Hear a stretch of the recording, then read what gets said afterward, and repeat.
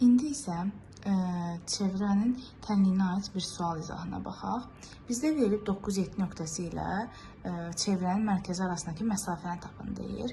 Məsafəni tapmaq üçün birinci çevrənin tənliyini bilmək lazımdır. Çevrənin tənliyi x çıxılsın a-nın kvadratı üstə gəlsin y çıxılsın b-nin kvadratı bərabərdir radiusun kvadratına. Çevrənin tənliyi düsturu budur. Bu verilən ifadəni çevrənin tənliyi düsturuna gətirməliyik. Birinci yazaq.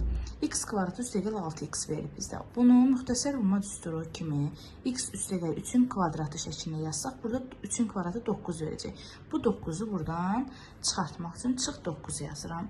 Sonra üstə gəlsin, y çıxılsın, 4y verib burada. O 2-nin kvadratı verəcək və bura çıx 4 əlavə eləməliyəm və funksiyada verilən çıx 3.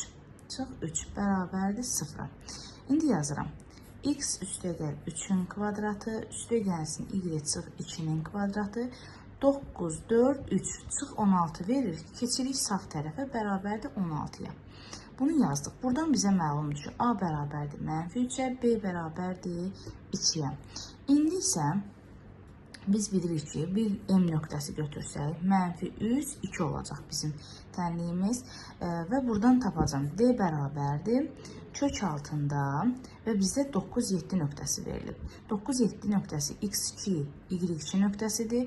M nöqtəmiz isə x1, y1 nöqtəmizdir. Funksiyada tənliyimiz belədir. x2 çıx x1-in kvadratı üstəgəl y2 çıx y1-in kvadratı bərabərdir.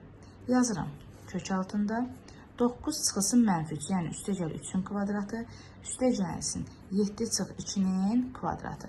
Bu da bizə verəcək nə?